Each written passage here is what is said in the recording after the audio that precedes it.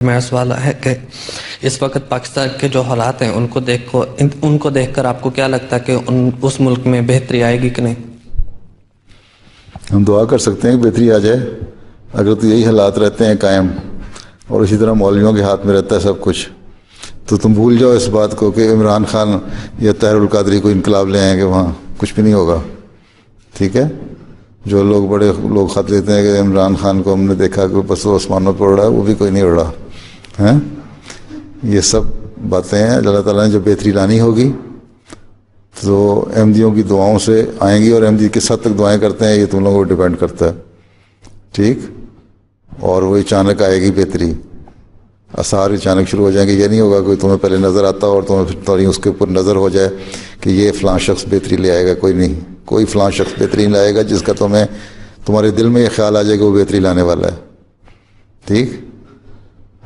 اللہ تعالیٰ نے لانی ہے بہتری، کس طرح لانی ہے اللہ بہتر جانتا ہے. اور اگر نہیں تو پھر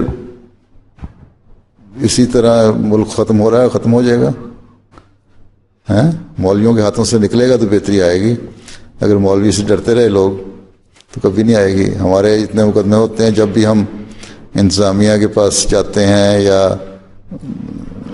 افسروں کو کہتے ہیں کہ یہ مولوی ہیں، تو کہتے ہیں جی ہم ان کے خلاف کچھ نہیں کر سکتے، ہمارے ہاتھ بندھے ہوئے ہیں، اس وقت ہمارے اوپر مولوی قابض ہو گئے ہیں.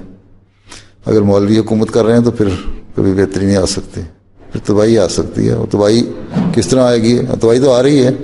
کبھی سیلاب آ رہے ہیں، کبھی زلزلے آ رہے ہیں، کبھی ایک دوسرے کو مار دھاڑ کر رہے ہیں. سمجھتے نہیں نا. پھر بھی ہر ایک یہی کہتا ہے کہ اب اس کے باوجود کہ سب کچھ ہو رہا ہے ایک دوسرے کو مار دھاڑ کر رہے ہیں. جلسہ ہوتا ہے ختم نبوت کا، تو وہاں ایک مولانا منظور چنوٹی کا ایک کال تھا، اس کو بڑا بینر بنا کے نا، ہم تو لگاتے ہیں نا بینر لو فار آل ہیٹڈ فار نن کا، تو اس نے بڑا بینر بنا کے لگایا ہوا ہے کہ اگر سمندر میں دو مچھلیاں لڑ رہی ہوں نا تو سمجھ لو کہ یہ قادیانیوں کی سازش ہے.